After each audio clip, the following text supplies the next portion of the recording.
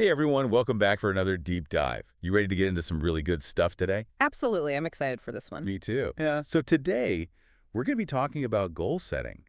And specifically, we're diving deep into a book called the PRIMER Goal Setting Method. Have you heard of this one? I have, yeah. It's a really comprehensive look at setting goals and then actually achieving them. Yeah. And the author, Damon Zahariades, he's like a productivity pro, right? Definitely. He spent years researching and writing about it, so his insights are really valuable. All right, so let's get into it. One of the things that really stood out to me right off the bat was how Zahariades tackles this question of why people don't reach their goals. Right. It's so common to set goals and then never actually get there. Exactly. Mm. So he lays out 7 common reasons why people fail, and I think a lot of us are going to relate to these. Oh, for sure. The first one he talks about is setting too many goals. Like we think we're being ambitious, but it actually backfires. That's like we're spreading ourselves too thin, right? Exactly. And Zahariades uses this great analogy. He compares it to juggling delicate porcelain figurines. Okay, I like that. If you try to juggle too many, they're all going to come crashing down. So true. All right, so that's one pitfall. What's next? Fear, plain and simple. It can be paralyzing. Yeah, I think we've all been there. Totally. And Zahariades, he quotes W. Clement Stone, who said, "Thinking will not overcome fear, but action will." Oh, I love that quote. Me too. It's a good reminder that sometimes you just got to take that first step, even if it's small. Absolutely. Yeah. Okay, so we've got too many goals, fear. What else gets in our way?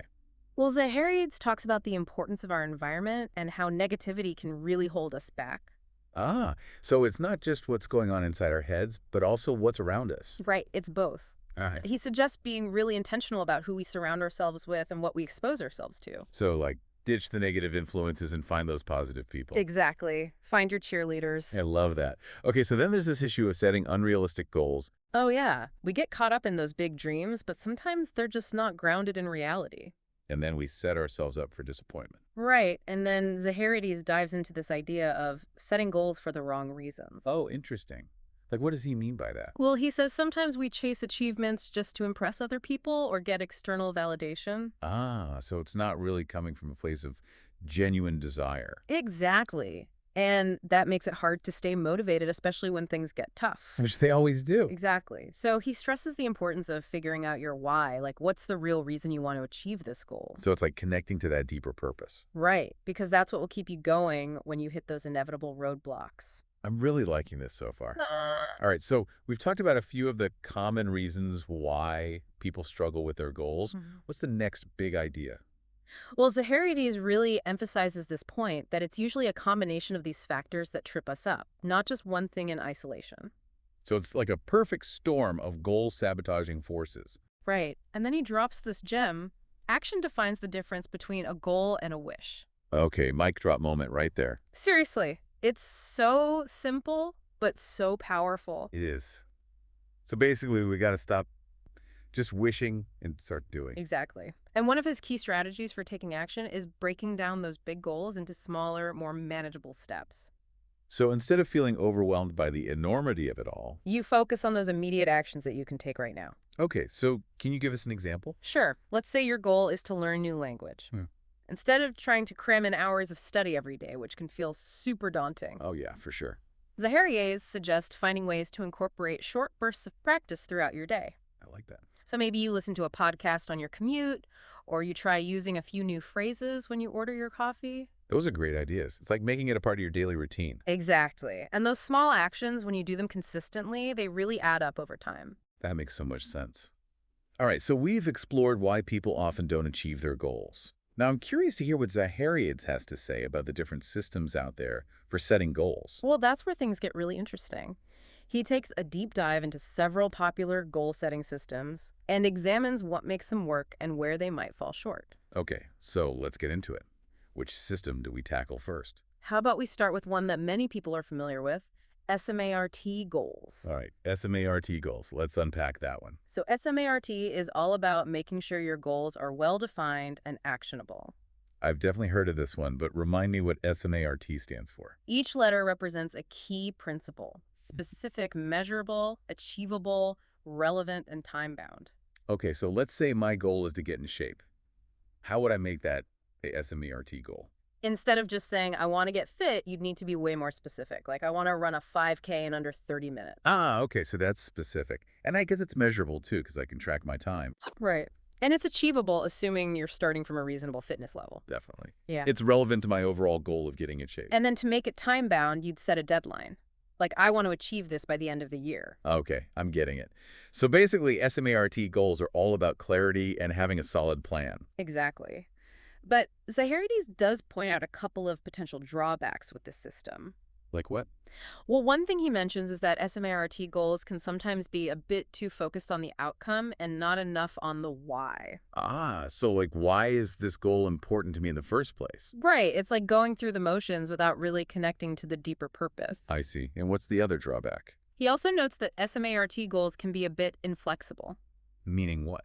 Well, what happens if your circumstances change or you realize that the goal isn't really serving you anymore? Ah, so you might need to adjust course along the way. Right. And to address this, he introduces a variation on the SMART framework called SMARTER. SMARTER. Okay, what's Ah. the ER all about? The E stands for evaluate, and the R stands for revise. So it's like building in those check-in points. Exactly. You're regularly assessing your progress and making adjustments as needed. Makes sense. Mm. All right, so that's SMART and SMARTER. What other systems are out there? Well, another popular one is OKR's objectives and key results. I've mostly heard about OKRs in business contexts. Yeah, they're definitely common in the corporate world, but the principles can be applied to personal goals too. So what's the basic idea behind OKRs? It's all about focusing on outcomes rather than specific tasks. Give me an example. Sure. Let's say your objective is to launch a successful online business. Okay.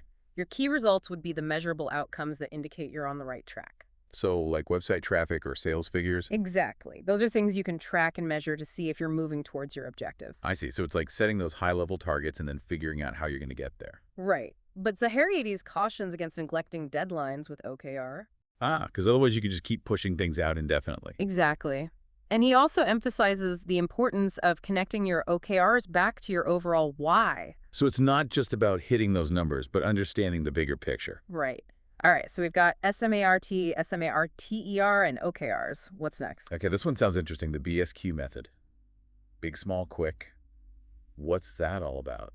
It's a framework for breaking down those big, audacious goals into smaller, more manageable chunks. So it's kind of like that idea of taking those baby steps. Exactly. And the quick part is about focusing on those quick wins that give you a sense of momentum. I like that. It's like celebrating those small victories along the way. Right. It helps you stay motivated and keeps you from feeling overwhelmed. And what about accountability partners?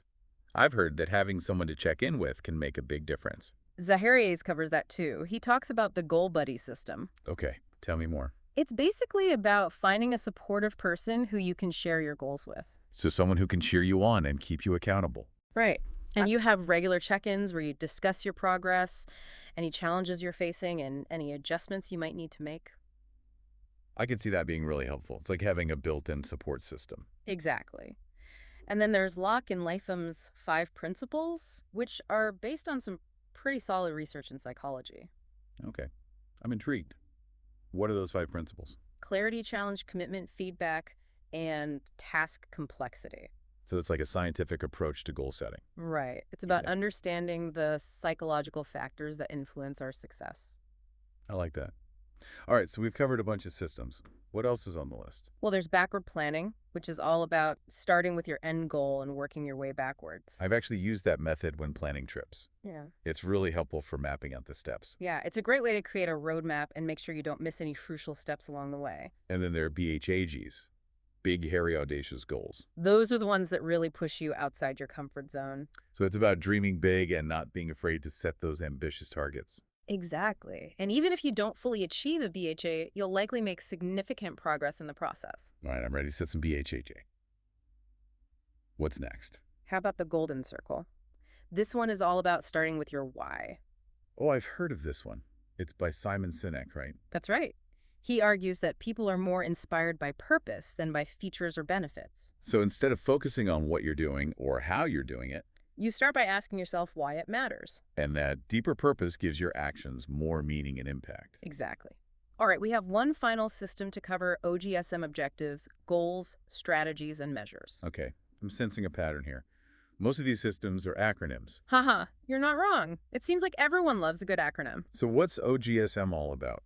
It's a strategic planning framework that helps you align your objectives, goals, strategies, and measures. So it's like a comprehensive roadmap for achieving your goals. Exactly. It's often used in business, but can be applied to personal goal setting as well. So I'm guessing Zahariades is a fan of all these systems. Well, here's the thing. He actually argues that no single system is perfect. Really? I'm surprised to hear that. I thought he'd be all in on one of these frameworks. Well, he definitely sees the value in each of them, but he believes that the key is to take the best elements from different systems and create a personalized approach. Ah, so it's like creating your own custom goal-setting method. Exactly. And that's where his PRIMER method comes in. Okay, so tell me more about PRMER. What makes it so special? It's a 6-step framework that guides you through the entire process of setting and achieving goals. All right, I'm ready to hear all about it. Starting with the first step, which is... P, pinpoint your highest priority ambitions. So even before we get to the specifics of goal setting, We need to identify those big picture aspirations that really matter to us. so what does that look like in practice? Zahariades suggests asking yourself 2 key questions. In which areas of my life do I desire positive results? And what is the driving force behind my desire for results in these areas? Those are some deep questions. They are, and they help you connect with your core values and motivations. So it's like figuring out what truly matters to you. Exactly. Once you've identified those umbrella aspirations, we move on to step 2, Which is... refine your desired outcomes. Okay, so now we're getting a bit more specific. Right. It's about transforming those vague desires into concrete, measurable goals. Can you give me an example? Sure. Let's say one of your umbrella aspirations is to improve your health. Okay. You could break that down into more specific areas like nutrition, fitness, or stress management. And then for each area, you'd set a clear goal. Exactly. Like, I want to eat 5 servings of vegetables every day, or I want to meditate for 10 minutes each morning. I see. So it's all about making those aspirations tangible and actionable. Right. Okay, so we've pinpointed our ambitions and refined our desired outcomes. What's next? I'm guessing it's time to start taking action. You got it. Step 3 is I identify the actions you'll need to take. So this is where we create the plan, right? Exactly. It's about breaking down those goals into smaller, more manageable tasks. Can you walk me through an example? Let's say your goal is to write a book. Ambitious, but doable. Right. So you'd need to break that down into smaller steps, like creating an outline, doing research, writing a certain number of words each day. And then you'd have deadlines for each of those tasks. Exactly. And to make it even more manageable, you could set milestones along the way. So like celebrating when you finish the first draft or when you reach a certain word count. Exactly. It's about breaking down those big goals into bite-sized pieces. Okay. I'm starting to see how this all comes together. What's step 4? Modify your environment to complement your goals. So it's not just about willpower and discipline. Right. It's about setting yourself up for success by creating an environment that supports your goals. Can you give me some specific examples? Sure. If your goal is to eat healthier, you might get rid of all the junk food in your house. Makes sense. What else? If you're trying to focus on work, you might create a dedicated workspace free from distractions. Ah, so it's about minimizing those temptations Yeah. and creating a space where you can actually get things done. Exactly. And it's also about surrounding yourself with supportive people who encourage your progress. Okay, that's a good reminder. Yeah. We need to be mindful of who we spend our time with. All right, what's next? Let's see. We've pinpointed our ambitions, refined our outcomes, identified the actions, and modified our environment. So step 5 must be about... Evaluate your progress. So it's not just about setting goals and then forgetting about them. Right. It's about checking in regularly to see how you're doing and making adjustments as needed. So what does that look like in practice? Zahariades recommends setting aside some time each week to review your progress. So it's like a weekly goal check-in.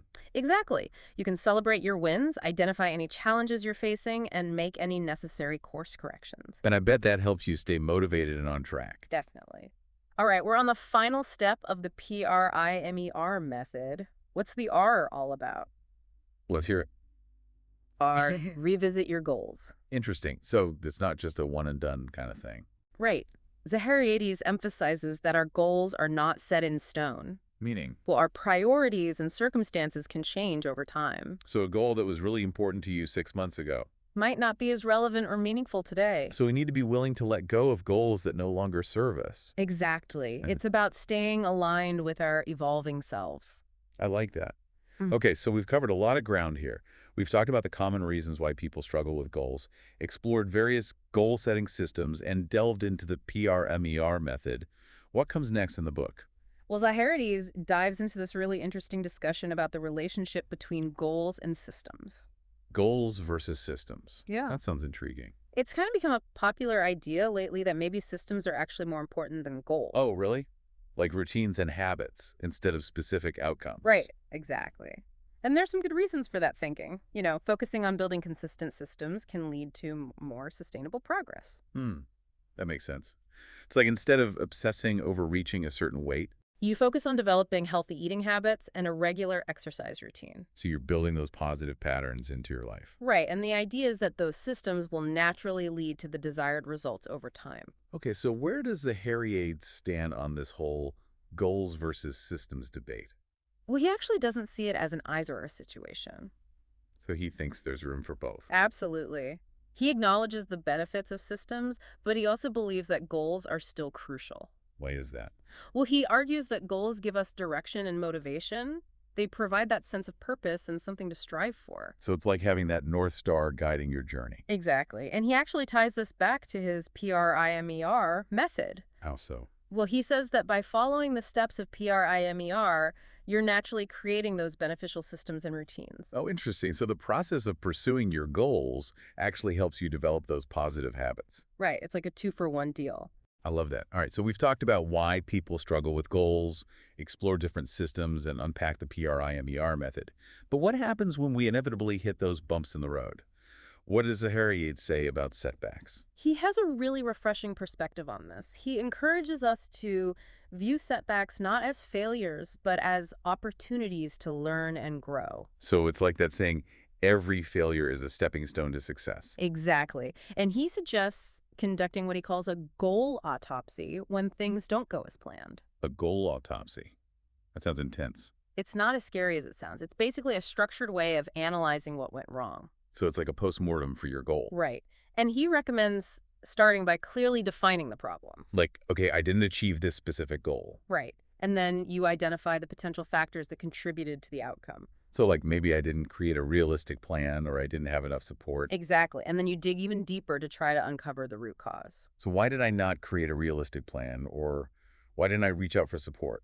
Right. It's about getting to the heart of the issue. And by understanding the root cause. You can address it more effectively and increase your chances of success in the future. Okay, that makes a lot of sense. So it's not about beating yourself up when you don't reach a goal, It's about using that experience as a learning opportunity. and then adjusting your approach accordingly. Exactly. All right, so we've covered a ton of ground in this deep dive into goal setting with Damon Zahariades. What are your biggest takeaways? Well, I think the most important thing is to remember that goal setting is a process. It's not something you do once and then forget about. Agreed. It's about continually refining your goals, evaluating your progress, and making adjustments along the way. And I love how Zahariades emphasizes the importance of aligning your goals with your values and finding that deeper why. Me too, because Hmm. that's what will keep you motivated when things get tough. Absolutely. And I'm definitely going to try incorporating those goal autopsies when I hit a snag. It's a game changer. I think a lot of people could benefit from that approach. So true. Well, this has been an incredibly insightful deep dive into the world of goal setting with Damon Zahariades. Any final thoughts before we wrap things up? Just that I think Zahariades offers a really empowering message. It's not about being perfect or achieving every single goal you set. It's about embracing the journey and using those experiences to learn and grow. Exactly, and to never stop striving for those things that truly matter to you. Beautifully said. All right, folks, we hope you enjoyed this deep dive into the PRMER goal setting method. As always, keep exploring, keep learning, and keep reaching for those stars.